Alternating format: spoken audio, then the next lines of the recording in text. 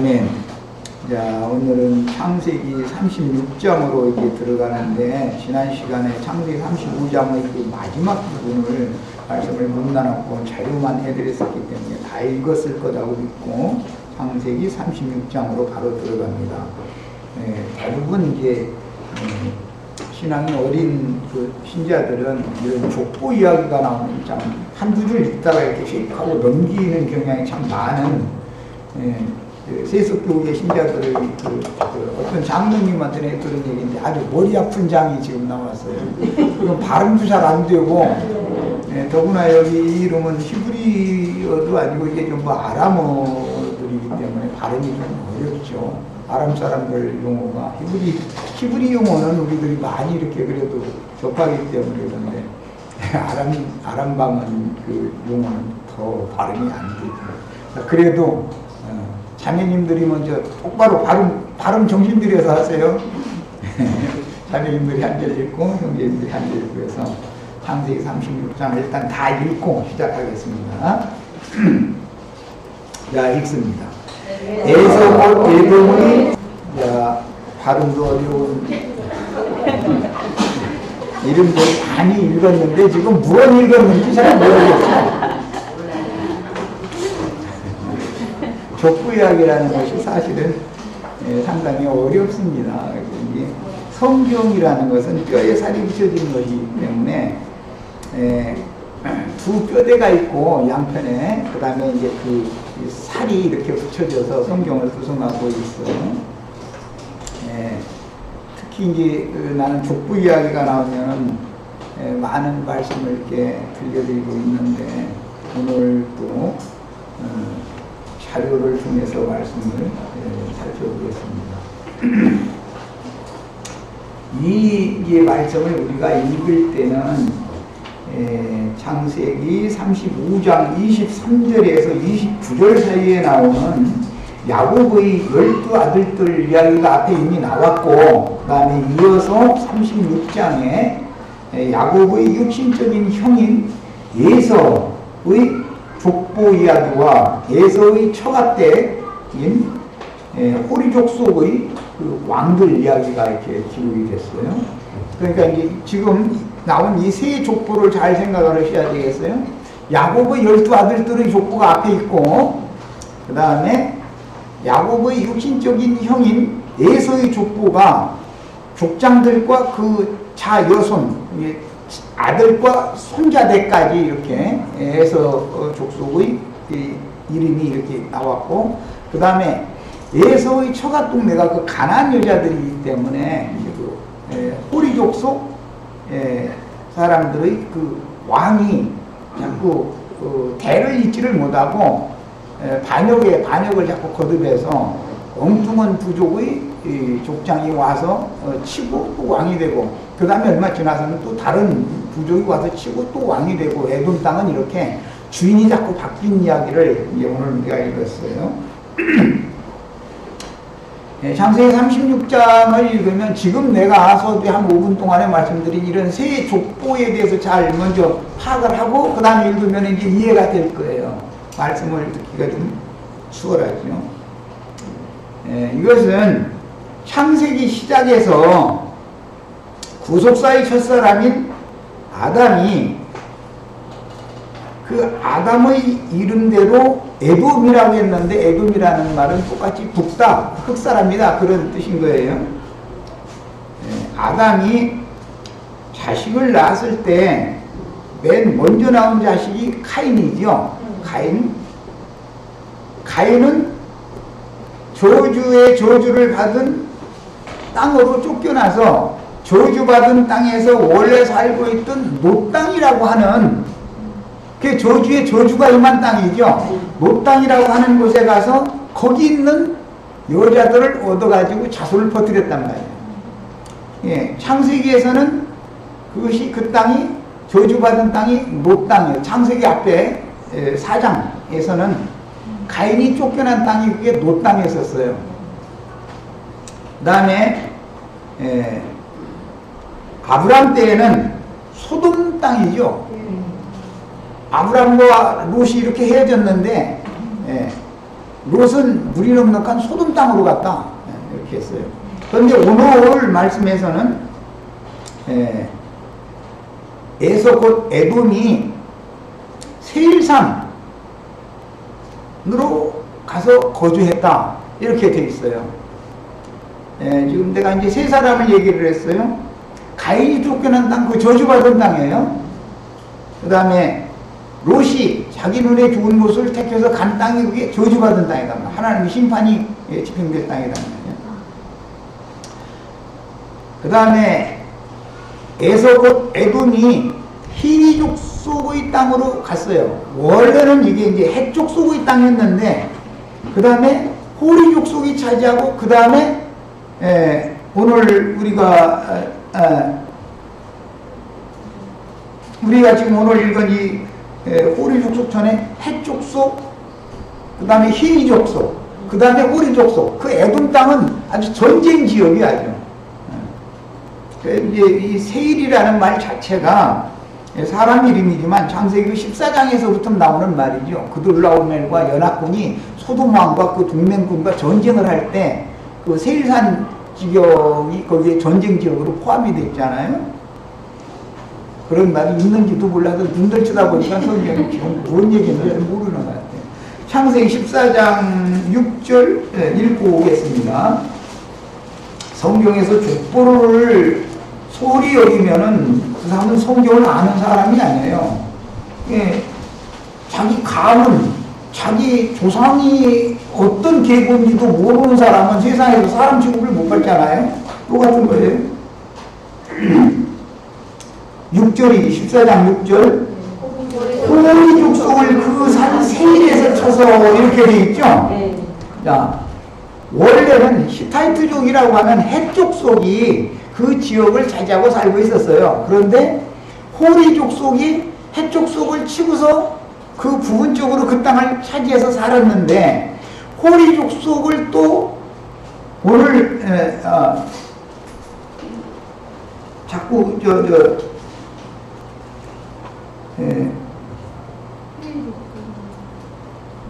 세일산 지역이 자꾸 민족이 그 지역을 차지하는 민족이 바뀐다라는 걸 지금 이제 성경이 계속 말하고 있는데, 그에 대해서 내가 지금 설명을 하다 보니까 나도 헷족속, 그 다음에 히리족속, 그 다음에 호리족속, 그 다음에 에돔족속, 이렇게 그냥 자꾸 땅 임자가 바뀌는 얘기를 하는 거예요. 원래는 헷족속, 그 다음에는 히리족속, 그 다음에는 호리족속, 마지막에 지금 에돔족속이 그 세일한 지역을 지금 차지한 얘기예요.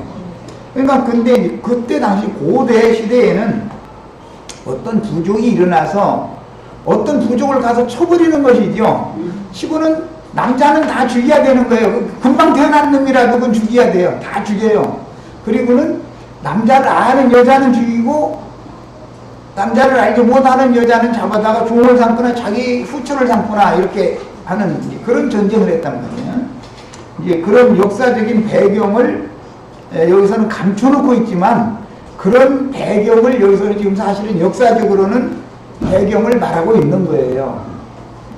그러니까 지금 이제 최후의 승자는 에서였죠. 그 땅을, 세일산 지역을 차지한 최후의 승자는 에서죠.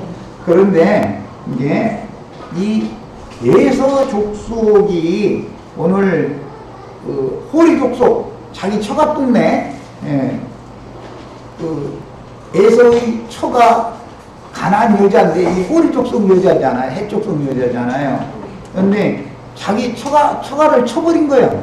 그리고는 이제 자기 왕국을 세운 거예요. 말하자면 이제 이런 얘기가 오늘 창세기 36장의 그 큰 뼈대다라는 걸 마음에 이제 담아두시고, 읽을 말씀은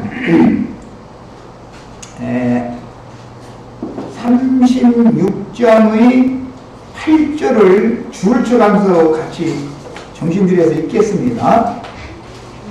이에 에서 에돔이 세일산에 거주하니라.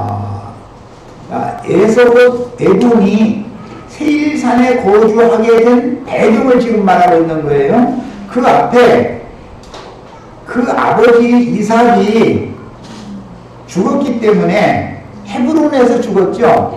이삭은 그의 아버지 아브라함이 자리를 잡고 있던 헤브론 유업을 받아가지고 있다 거기서 살다가 죽었어요. 그 이제 야곱이 그곳에 갔죠.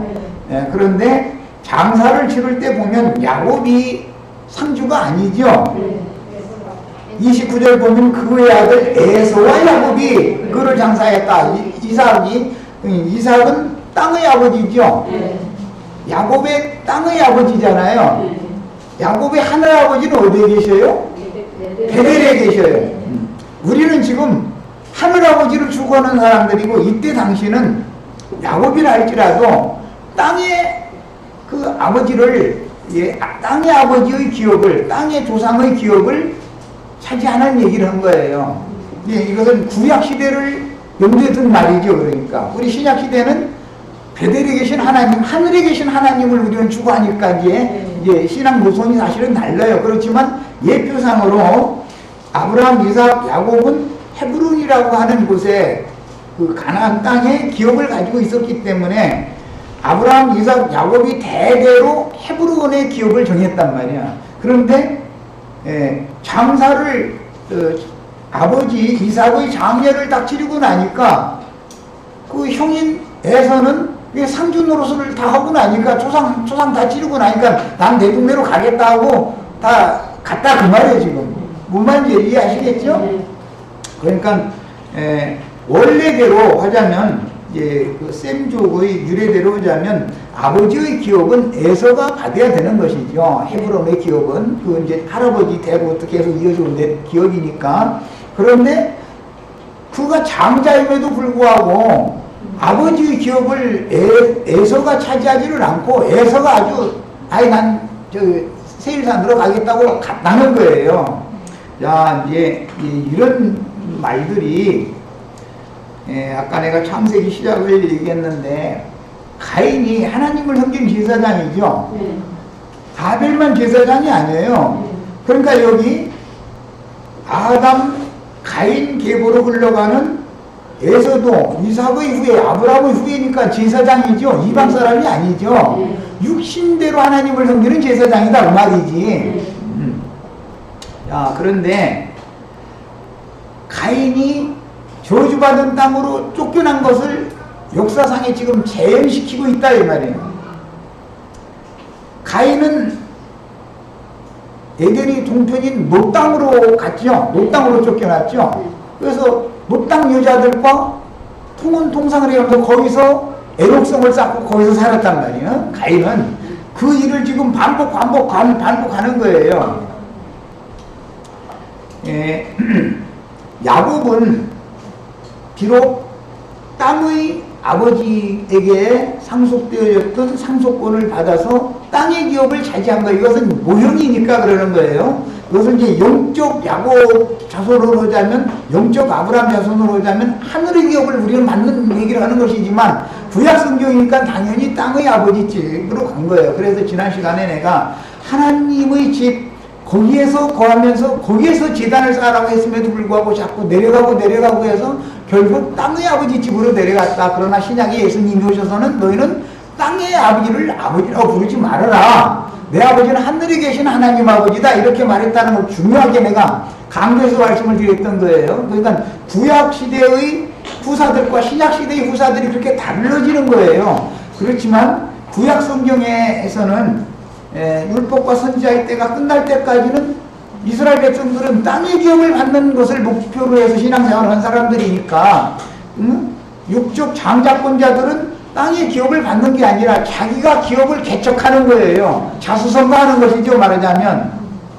자, 이런 이치를 이제 마음에 잘 담아두시면 그때 당시 아브라함 자손들의 삶의 배경을 우리가 알아야 되는 역사적인 사실을, 나는 이제 성경을 가르칠 때마다 무슨 히브리어 단어가 어떻고 헬라어 단어가 어떻고 여기 무조건 그거에 침투하지 말고 성경 자체를 알아라. 역사적인 배경을 알아야 되고 지리, 풍토, 그들의 언어, 그들의 생활관습, 성경 자체를 알고 나서 그 다음에 뭐 아람어도 뭐 히브리어도 헬라어도 이렇게 더 깊은 말씀을 추구하기 위해서 그 다음에 이걸 알아야 되는 거다.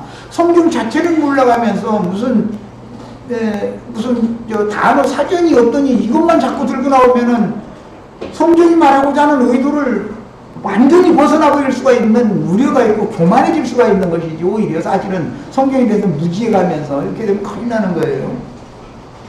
그러니까 이 성경을 읽을 때는 반드시 그때 당시의 역사적인 배경을 알아야 되고, 팔레스타인 땅의 지리, 그 다음에 그 땅의 그 풍토, 그 다음에 그들의 언어와 문화, 생활 관습, 이런 것을 알아야 되는 거예요. 기본적으로. 이게 성경을 바로 아는 사람이에요. 이것부터 알고 나서, 그래, 성경을 부지런히 읽어야 된다. 이것부터 알고 나서, 그 다음에 부수적으로 그것을 그 바탕, 틀을 가지고 그 바탕과 틀을 정확하게 좀 더 세밀하게 알아보기 위해서는 그들의 언어, 히브리어나 아람어나 이런 것도, 오늘은 우리가 히브리어로 된 그 족보 이야기도 읽었고, 그 아람어로 된 족보 이야기도 읽었어요. 호리 족속 이야기 나온 건 이건 아람어들이에요, 전부. 호리 족속 중의 왕들이 이러하니라, 여기 전부 아람어거든요. 예, 이런 것을 추구하는 것은 성경 자체를 알고 나서 추구를 해야만 맞는 거다, 그 말이에요. 성경 자체를 덮어버리고 무슨 단어 사전이 어떻고 이렇게 나와버리면 거 큰일 난단 말이야. 자, 뭐 얘기하다가 이제 딴 얘기로까지 갔는데, 우리는 이처럼 성경에서는 족보 이야기가 굉장히 중요하다. 족보 이야기를 보면 성경에는 크게는 두 족보지만 실제로는 세 족보가 기록이 된 거예요. 이스라엘 12지파 족보가 있었고, 그것도 이삭 계보가 있었고 이스마엘 계보가 있는 것과 같이 그렇게 있지만, 그들이 이스마엘 계보나 그 다음에 에서 계보는 장가를 드는데 하나님이 정한 사람들을 아내로 취하지를 않고 하나님이 멸하기로 작정한 가나안 족속으로 아내로 자꾸 취하는 얘기를 하는 거예요. 아브라함과 이삭과 야곱은 바단 아람으로 가서 장가를 들었죠. 그런데 에서는 지금 가나안 족속인 히위 족속 여자들을 취한 얘기를 하고 있다 이 말이야. 그러니까 이제 왜냐하면 하늘 뼈대가 있으면 땅 다시 있어야 생육 번성을 할 거니까, 그래서 당연히 남자 족보만 얘기하는 것 같지만 사실은 그 아내 족보 얘기를 곁들여서 슬쩍슬쩍 해놓기 때문에 성경 읽을 때는 이런 것을 눈여겨서 볼 필요가 있는 거예요. 자, 36장 8절 읽었으면 37장 1절을 줄쳐가면서 이제 다음에 나눌 이야기지만 미리 더 읽어보겠습니다. 야곱이 가나안 땅, 야곱은 어디에 거했다고요? 가나안 땅에 거했어요. 아까 에서는 어디에 거했다고요? 세일산에 거주했다. 거처가 어디냐를 지금 말한 것이죠. 두 사람의 거처가 다른 거예요. 야곱이 가나안 땅, 그 아버지가 거주하던 땅에 거했으니, 그 땅 이름이 뭐였죠? 헤브론이에요. 헤브론. 가나안 땅은 헤브론이에요. 야곱은 헤브론에 거했고, 가나안 땅 헤브론에 거했고, 에서는 가나안 땅이지만 가나안 동편의 맨 남부 지역, 그 지역이 세일산 지역이다 그러는데 가나안 동편의 초입에 거했다 그 말이야. 네. 야곱은 가나안 땅 서편 중에서도 아브라함과 이삭이 기업으로 차지했던 그 땅에 거했어요. 이게 가나안 땅이지만 요단강 서편에 거하는 사람이냐 동편에 거하는 사람이냐라는 것은 이제 여기서 이제 차이가 있다라는 것을 알 수가 있죠. 똑같이 에린 동산 밖으로 쫓겨난 사람이라 할지라도 아벨 대신해 주신 셈, 그 다음에 노아, 아브라함 이렇게 흘러나오는 이 노아, 셈, 아브라함, 이삭, 야곱 이렇게 흘러나오는 이쪽 계보와 그 다음에 가인의 길에 행하는 저쪽 계보가 다르다 그 말이에요. 그런데 똑같은 가나안 땅인데 누구는 동편에 거처를 정했고 누구는 서편에 거처를 정했어요. 이제 이 차이에 사실은 자 이제 이런 개념 정리, 그 지리적인 배경을 가지고 자료 말씀을 읽어보겠습니다.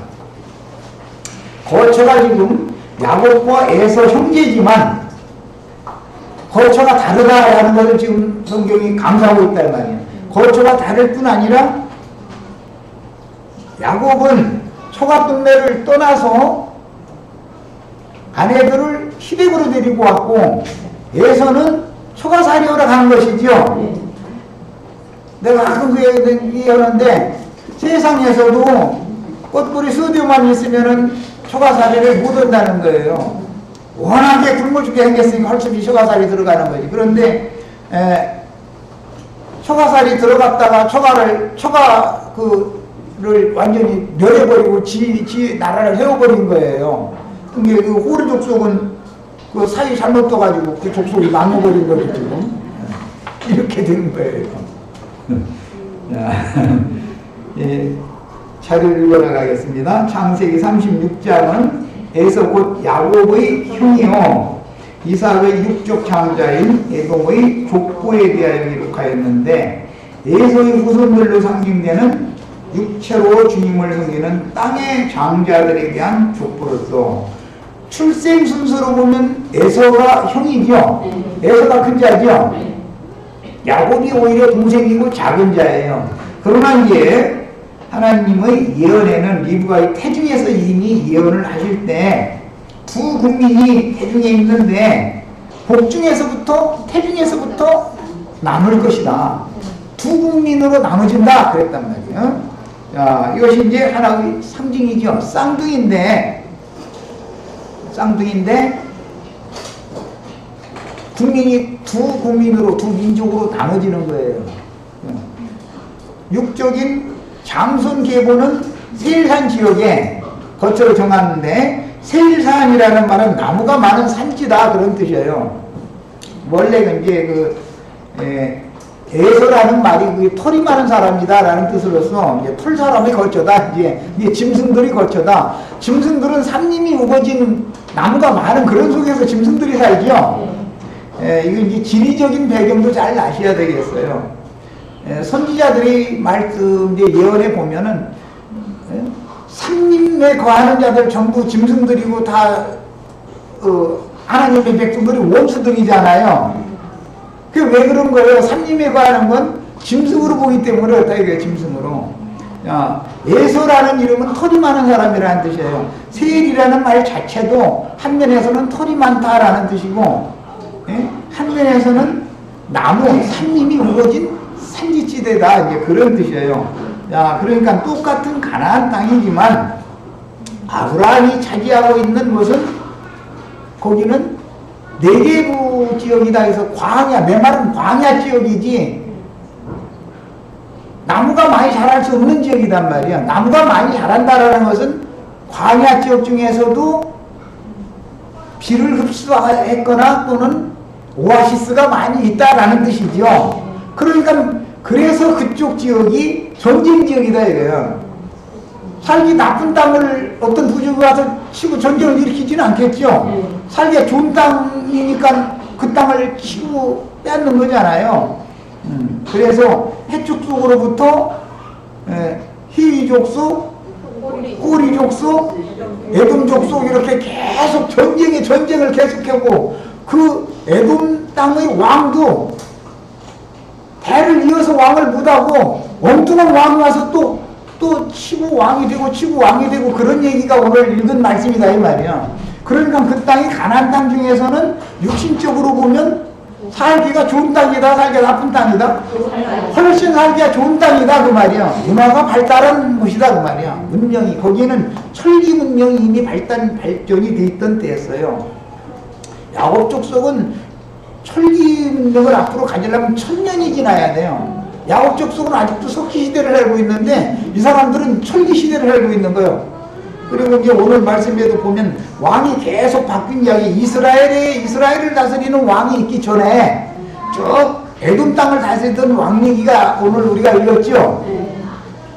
이스라엘의 왕이라는 건 사울왕 때나 왕이 세워지니까 지금 이 창세기의 입장에서 말하자면 야곱이 70족속을 데리고 애국으로 가서 430년 만에 나와서 광야를 거쳐서 가나안 땅에 들어가서 전쟁을 하면서 사사시대를 거쳐서 사사시대가 끝날 때 돼야만 사울 왕을 세우니까 1000년이라는 간격이 지금 있는 얘기를 하는 것이죠. 그냥 우리는 간단하게 읽었지만 사실은 역사상으로 보면 1000년이라는 시간 간격을 두고 있는 말씀을 읽은 거예요, 사실은. 자, 이제 이런 배경 전체를 아셔야 되겠어요. 자, 소리가 나갑니다. 창세기 25장 23절에 이미 여호와께서 그에게 이르시되, 이건 리브가에게 이르신 말씀이죠. 예언이에요. 두 국민이 네 태중에 있구나. 두 민족이 네 복중에서 나누리라. 이 족속이 저 족속보다 강하겠고 큰 자가 어린 자를 옮기리라 하셨더라. 이것은 야곱 족속이 에서 족속보다 더 강해질 것이다. 그 다음에 에서 족속이 야곱 족속을 섬기는 날이 올 것이다. 이제 지금 예언이죠. 이것은 개인적으로는 거듭난 영에 있는 사람이 육신에 있는 사람에게 처음에는 지배를 당하지만 나중에 장성하게 자라면 육신에 있는 자들은 영에 있는 자에게 굴복하게 된다, 그 말이죠. 단체적으로 말하면 육신에 있는 어린아이들만의 교회, 젖만 먹이는 자들의 교회는 장성한 자들의, 영적으로 장성한 자들의 교회에게 나중에 굴복하게 된다, 그 말이란 말이에요. 실제적으로는. 예? 그러니까 지금 세속교계는 가라지 무리와 섞여 있는 교회로 여기에는 젖만 먹이는 자들이 사역을 하고 있죠. 에서 족속의 족장들로 상징이 됐다, 이 말이야. 자, 그런데 그들이 지금은 큰 소리 치지만 오는 세상에서는 세상이 새롭게 되면 그들이 복종할 수밖에 없게 된다, 그 말이다, 이 말이야. 예언이에요, 여기. 그 다음에 모태에서부터 야곱 족속과 에돔 족속은 서로 나뉘었고 서로 다투었는데, 이런 창세기의 개념 때문에 예수님이 마태복음 24장에서 주님이 다시 오실 때에 대해서 예언을 하실 때 그 날에는 민족이 민족을, 나라가 나라를 대적하여 일어난다 그랬죠. 여기에서 나온 말이에요, 이게. 자, 이제 예수님이 말씀한 바는 세상 나라의 어떤 나라가 어떤 나라를 대적하는 건 표상적으로 그런 날이 있죠. 중국이 예를 들어 미국을 대적을 한다라든지 이제 그런 것이 있죠.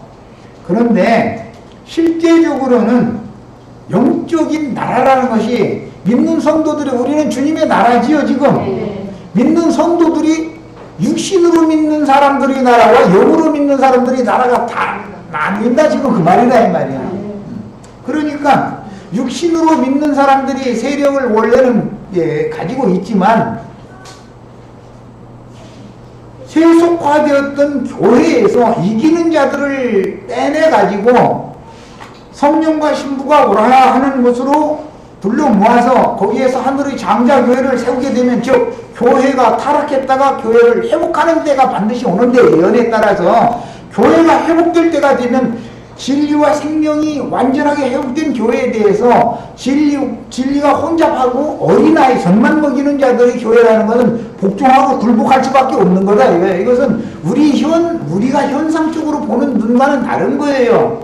하나님의 예언이에요, 이거는. 우리는 여기 대해서 소망을 갖는 거예요. 당연히 이렇게 이것이 이루어지는 거예요, 이게.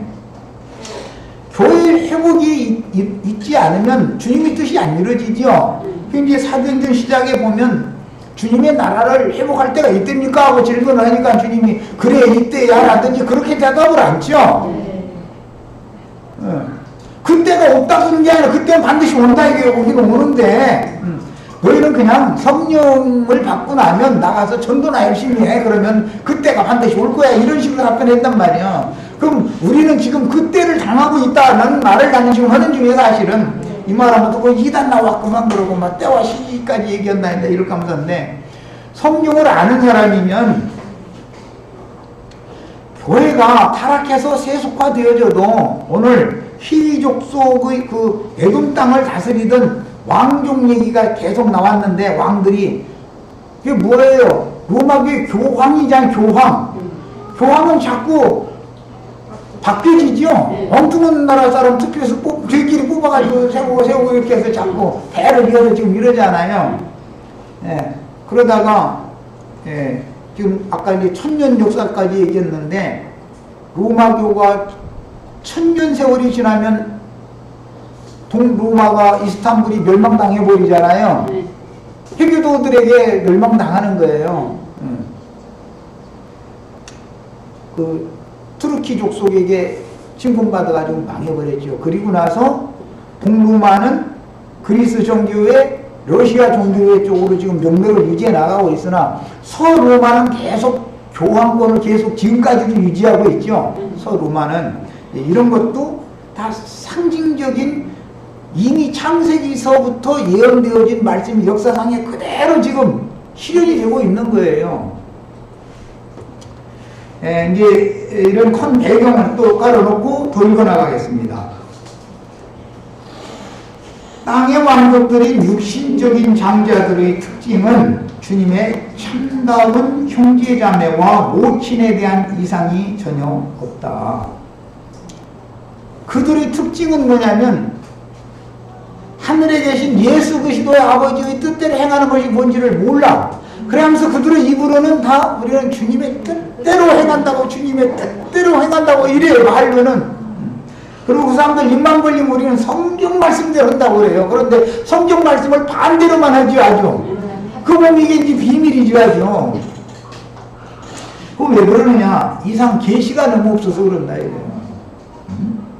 육신적인 예수님의 어머니, 예수님의 아버지, 사람대로 아는 그 족보에 대해서는 얼마나 아는 죄를 많이 하는지 모르고, 그러다 보니까 마리아가 동상 그 사람들 성당 교황청마다 마리아 동상 세워놓고 눈물 흘려가면서 그거 쓰다듬어 싸서 반들반들 하다는 게 그 발이, 마리아 발이. 그러니까 육신의 어머니, 육신의 아버지, 육신의 형제들에 대해서는 아는데 참다운 주님의 형제, 자매, 모친에 대해서는 알지 못한단 말이에요, 말하자면. 이게 특징이에요, 그 사람들은. 그러다 보니까 그들은 형제님, 자매님 부르면 평신도들 보고 하는 말이고, 신부님, 목사님, 뭐 수녀님, 뭐 교황님, 뭐 추기경님, 뭐 주교님, 배주교님 이렇게 부르는 거, 당회장 목사님, 그 사람들은 꼭 호칭을, 종교적인 호칭을 부르죠.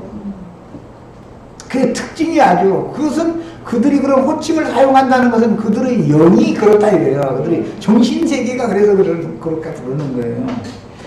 예수님의 형제가 다 되셔야 되겠어요. 예수님의 형제, 장자권자는 예수님이니까 예수님의 이름 아래 그 명의로 주님께서 하늘 아버지께 받은 하늘과 땅의 모든 권세를 우리가 받아야 된단 말이에요. 하늘의 권세도 땅의 권세도 우리가 그 갑절이 분깃을 우리가 다 받아야 되는 거예요. 이제 이 얘기하면 자기네들 이 땅에서 현재 지금 왕도를 다 오고 어느 세상에 들어가면은 또 뭐 상이 자기네들을 위해서 준비되어 있다고 이러고 기다리고 있는데 그 하늘과 땅의 모든 권세 여러분들에게서는 다 빼앗아가지고 우리들에게 하나님 주실 거다 이래버렸다가는 당연히 돌로 쳐주게 돼 있어. 이건 계시에 속한 문제예요.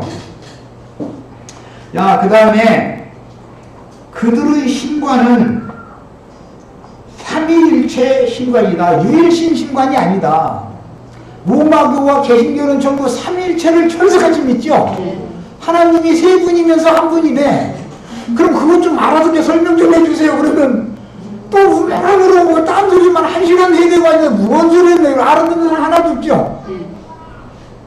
어떻게 애비가 셋이고 남편은 셋인데 몸뚱아리는 하나예요. 어떻게 그게 말이 되는 소리예요? 하나님이 세 분이면서 한 분이다. 이게 이해가 돼요? 한 하나님이하고 한 주, 한 성령, 한 교회, 한 몸이야 되는 것이지. 어떻게 해서 셋이면서 하나라는 게 이게 무슨 귀신장난한 씨나라 까먹는 소리지. 그런데 이 삼위일체를 부인하면 유일신을 믿으면 이단이라 아주 철두철미하게 그러잖아요. 그리고 신부님, 목사님 부르지 않고 감히 신부님 보고 목사님이라고 한다, 형제님이라고 하나? 목사님 보고 형제님이라고 그러면 기분 나쁘는 거예요. 나 같으면 기분이 더 허물줄 텐데. 예수님은 형제님이라고 오는 세상을 상속받을 후사다 그 말이니까 이게 얼마나 기분이 좋은 얘기예요. 그런데 말이 그냥 뭐라 허지는 것도 있고 아니 말이 주의 종보고 말이야 형제라고 한다고 이렇게 생각한다 이거예요. 이건 뭐냐 사람에게 영광을 주고받는 그런 관념이 깊이 조성되어 있다라는 말이란 말이에요. 예, 시간이 됐으면 일단 여기까지 하고 일단 첫 시간 마치겠습니다. 이거 배경